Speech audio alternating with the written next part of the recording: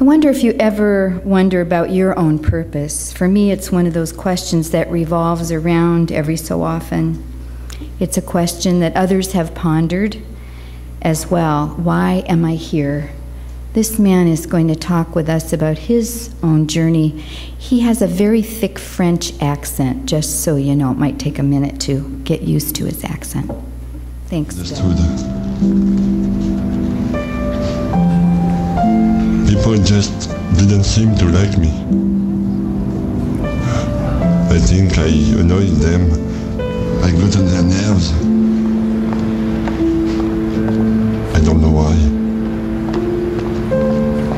That's just the way it was. Yeah.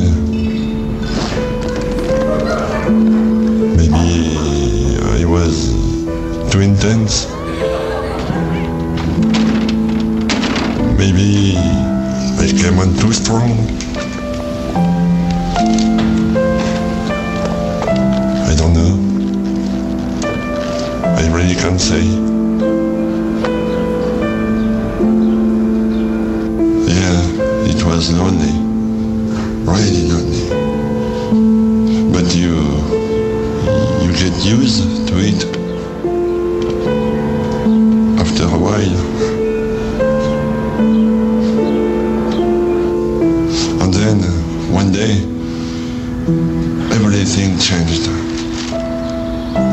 Somebody finally accepted me for what I am.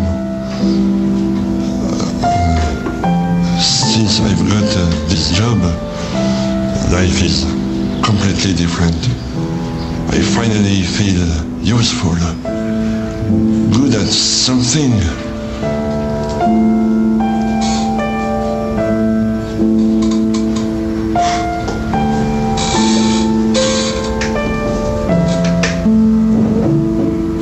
Kind of a bad guy, the wind.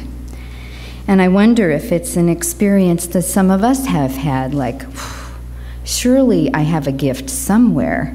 Surely there is somebody who's going to discover me. Poets, painters, and preachers circle around to that question over and over. Who am I? Why am I here? Why was I created? The main character in our film clip asked those questions, felt the despair of not knowing until one day he woke up. He was greeted by the man on the park bench. Who do you we're metaphysicians. Who was the man on the park bench?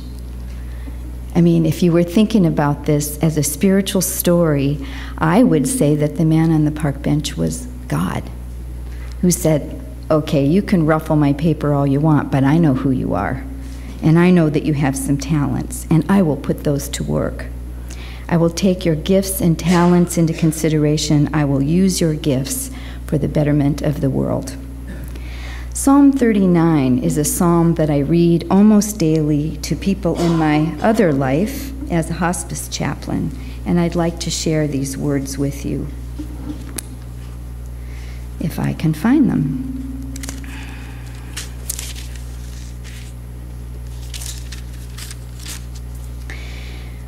O Lord, you have searched me and known me. You know when I sit down and when I rise up. You discern my thoughts from far away. You search out my path and my lying down and are acquainted with all my ways. Even before a word is on my tongue, you know it completely.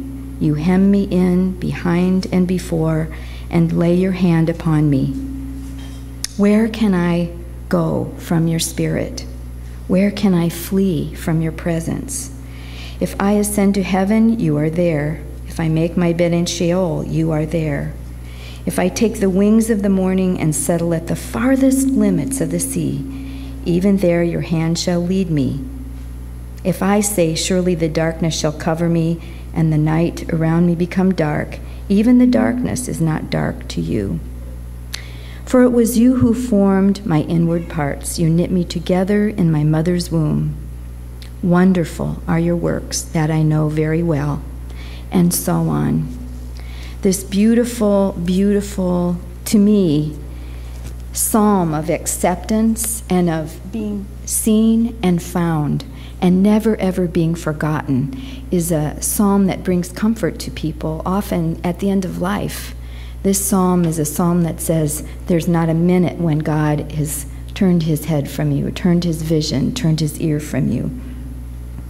And so it goes that even when we don't know what our mission is, even when we aren't sure what our gifts are, even when we haven't been yet discovered, God is in the mix with us.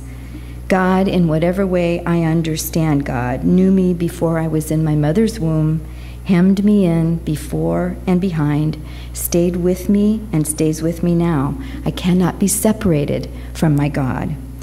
So why am I here then? Well, it depends on who you're asking. If you're asking one of your children, I think the answers are very obvious. I am here to raise them. I am here to feed them. I am there to finance them. And I am here to send them off when it's time, right? That's the job of a parent. If you're asking your employer, it's to help to get the job done. If you're asking a friend, it's to be a companion and advisor. And if you're asking God, well, I don't think there's one answer. I don't think there's one size fits all. God is here God's answer to us is to discover who you are and to use it and to express it in the world. I had a struggle this week with this lesson, and I want to tell you why. Weeks and weeks and weeks ago, we put our newsletter out well in advance. And Steve said, hey, let's use this book. And he had lesson titles based on the book. And he said to me, do you want to use the last lesson from the book, or shall I do it later? And I said, well, I'll do it. My lesson title is You Were Made for a Mission. If you haven't read the book is The Purpose-Driven Life. And it's been a New York Times bestseller. The author, Rick Warren, is pastor of Saddleback Church, which is a very, very well-attended mega church in California, very conservative church in California. He's well known in the evangelical church circles, and his books are used by church study groups all over the world. You may recall that he was asked to pray at the inauguration of our president. And it was distressing to a lot of people. You may recall that too. Some people were jumping up and down saying hallelujah, and some people were saying, oh no. Right? You may remember that.